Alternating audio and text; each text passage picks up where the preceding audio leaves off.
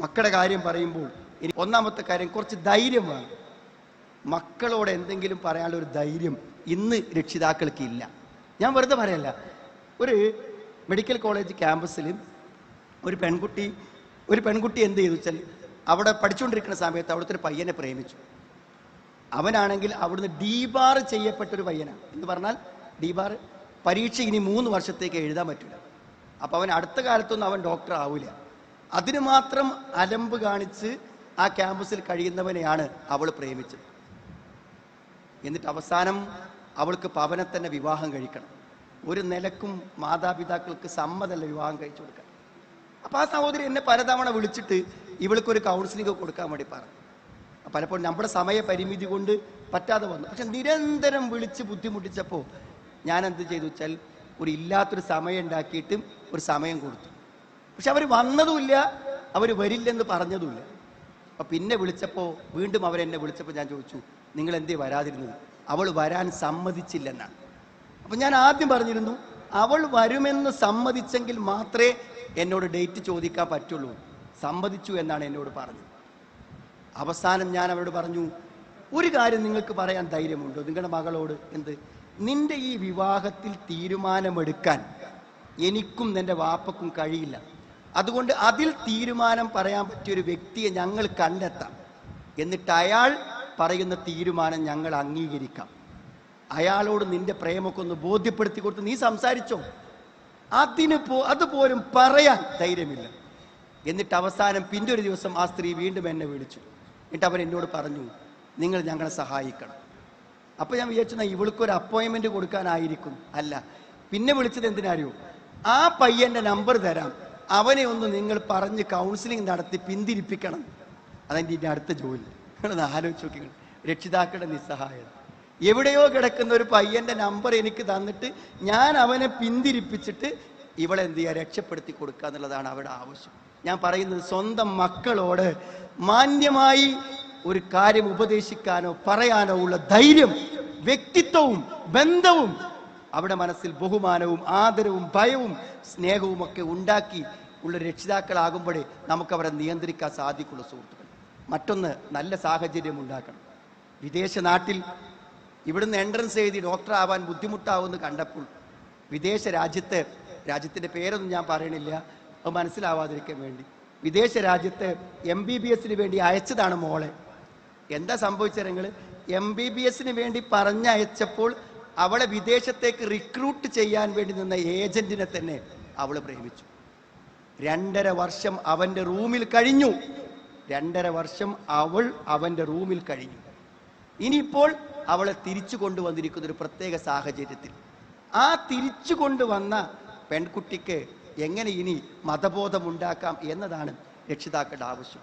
രക്ഷിതാക്കളുടെ നിസ്സഹായതയെക്കുറിച്ച് ഞാൻ പറയുന്നില്ല സുഹൃത്തുക്കളെ. പ്രായപൂർത്തിയായ ഒരു പെൺകുട്ടിയെ കണ്ടെത്താത്ത ഏതോ നാട്ടിലേക്ക് പറഞ്ഞയക്കുമ്പോൾ അവൾ സുരക്ഷിതയാണോ എന്ന് അന്വേഷിക്കാനുള്ള ബാധ്യത നമുക്കില്ലേ?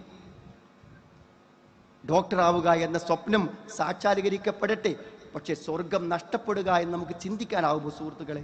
നമ്മുടെ പിഞ്ചോമന പൈതങ്ങളെ നരകത്തിന്റെ അഗ്നിജ്വാലകളിൽ നമുക്ക് കാണാനാകുമോ? കു അംഫുസക്കും വാഹിലിക്കും നാറ. നരകത്തിൽ നിന്ന് അവരെ രക്ഷപ്പെടുത്തണമെന്ന് പറഞ്ഞ് അള്ള നിർത്തിയില്ല. പിന്നെ നരകം എന്താണെന്ന് പറഞ്ഞു തരാണ്. അത് വാപ്പക്കും മക്കും മനസ്സിലാകാൻ. മക്കളെ നരകത്തിൽ നിന്ന് രക്ഷപ്പെടുത്തണം. എന്നിട്ട് എന്താണ് നരകം? വഖൂദുഹന്നാസു വൽ ഹിജാറ അലൈഹാ മലായികത്തുൻ ഗിലാദുൻ ശിദാദ് ലാ യഅസൂനല്ലാഹ മാ അമറഹും വയഫ്അലൂന മാ യുഅ്മറൂൻ. മനുഷ്യരെയും കല്ലുകളെയും കത്തിക്കുന്നതാണ് നരകം. അതിലെ ഇന്ധനം കല്ലുകളാണ്. കല്ലുകൾ കത്തുന്ന നരകത്തിൽ നമ്മുടെ മക്കൾ ഉണ്ടാകാൻ പറ്റുമോ? അലൈഹാ മലായികത്തുൻ ഗിലാദുൻ ശിദാദ്. പരുക്കന്മാരായ ദയയില്ലാത്ത മലക്കുകൾ ആ നരകത്തിന് കാവലാണ്. അവരൊരിക്കലും നമുക്കാർക്കും സ്വാധീനിക്കാനാവില്ല. ലാ യഅസൂനല്ലാഹ മാ അമറഹും വയഫ്അലൂന മാ യുഅ്മറൂൻ. അല്ലാഹ് കൽപ്പിച്ചത് അവർ നടപ്പിലാക്കും. അവിടെ മക്കൾ ഉണ്ടാകാൻ പറ്റുമോ സുഹൃത്തുക്കളെ? ഡോക്ടർ ആവട്ടെ, എഞ്ചിനീയർ ആവട്ടെ, പക്ഷെ നമ്മുടെ മക്കൾ സുരക്ഷിതരാവണ്ടേ? ഏതെങ്കിലും മയക്കുമരുന്നിൻ്റെ കെണിയിലോ അല്ലെങ്കിൽ ഏതെങ്കിലും റാക്കറ്റിലോ ചെന്നുപെട്ട് നമ്മുടെ മക്കൾ നശിക്കരുത്. നല്ല സാഹചര്യങ്ങൾ നമ്മുടെ കുട്ടികൾക്കുണ്ടോ, അവരേറ്റവും നല്ലവരാകും. ആ സാഹചര്യം ഏതാണെന്ന് കണ്ടുപിടിക്കേണ്ടത് നമ്മളാണ്. നമ്മുടെ മക്കൾക്ക് ആ ബോധമുണ്ടാക്കാൻ നമ്മൾ എന്ത് ചെയ്തു? ഒരു പക്ഷേ ഇവിടുത്തെ ട്രാഫിക്കുകൾ മറികടന്ന് സമയം വൈകി ഇവിടുത്തെ മദ്രസകളിൽ കുട്ടികളെ എത്തിക്കുമ്പോൾ ഒരു പക്ഷേ നമ്മൾ ആലോചിക്കുന്നുണ്ടായിരിക്കും, ഒരു ഓൺലൈൻ ആണെങ്കിൽ എന്താ സൗകര്യം, അതല്ലെങ്കിൽ കുട്ടിൻ്റെ കോഴ്സൊക്കെ കഴിഞ്ഞിട്ട് എവിടെയെങ്കിലുമൊക്കെ ചേർക്കാം, ഒരു ക്യാമ്പ് പങ്കെടുപ്പിക്കാം എന്നൊക്കെ ആലോചിക്കുമ്പോൾ നിങ്ങൾ വിഡ്ഢികളാണെന്ന് വിചാരിക്കുന്ന സുഹൃത്തുക്കളെ, മക്കളെ ട്രാഫിക്കിലൊക്കെ ഇങ്ങനെ നിന്ന് പെട്രോൾ കത്തിച്ച് മദ്രസയിൽ എത്തിക്കുമ്പോൾ ആ മദ്രസയിൽ നിന്ന് കിട്ടേണ്ട ബോധം അവർക്ക് അവിടുന്ന് കിട്ടണം.